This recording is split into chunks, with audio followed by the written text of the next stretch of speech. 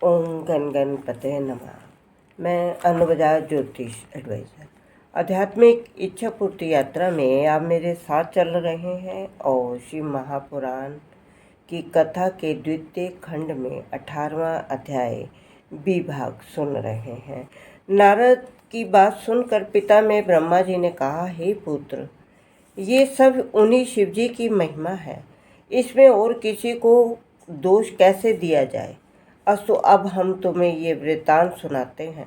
जिस प्रकार श्री शिवजी ने दक्ष प्रजापति की शुद्ध बुद्धि को भ्रष्ट करके उनमें वैर बढ़ाया था।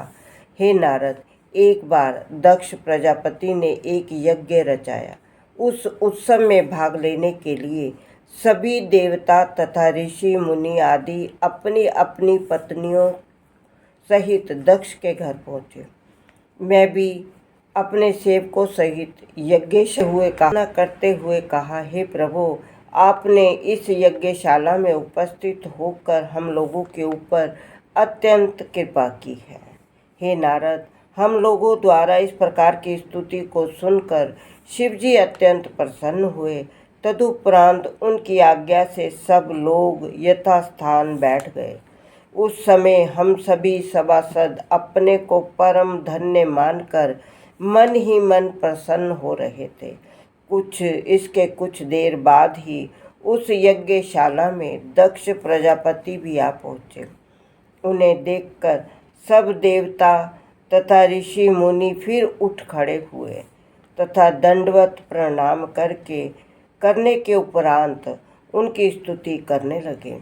मैं विष्णु जी तथा शिव जी अपने आसन पर ज्यों के त्यों बैठे रहे। ये देखकर दक्ष ने क्रोध भरी दृष्टि से देखते हुए मुझे प्रणाम किया, फिर अत्यंत अहंकार पूर्वक अपने आसन को ग्रहण किया। तदुपरांत जब दक्ष ने ये देखा कि उसके जमाता शिवजी ने भी उसे प्रणाम नहीं किया, तब वह अत्यंत अहंकार में भरकर शिवजी के प्रति कटु शब्द कहने लगे। शिवजी की माया के वशीभूत होकर मृत्यु को प्राप्त होने वाला दक्ष शिवजी की निंदा करता हुआ समस्त सभासदों को संबोधित करते हुए इस प्रकार बोला, हे सभासदों, आप लोग मेरी बात को मन लगा कर सुने।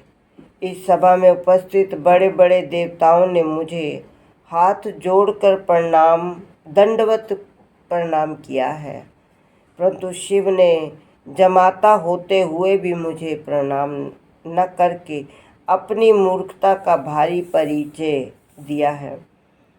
शिव का ये कार्य वेद के विरुद्ध है। ना तो इसके माता पिता का ही कुछ पता है और न संबंध में ही कोई कुछ जानता है। अस्तु, बुद्धिमानों का ये धर्म है कि वे मूर्ख को दंड अवश्य दें। यदि वे ऐसा न करे तो संसार में उद्दंडता बहुत बढ़ जाएगी। इसलिए मैं शिव को श्राप देता हूँ और अपने ब्राह्मण वंश का तेज प्रकट करता हूँ।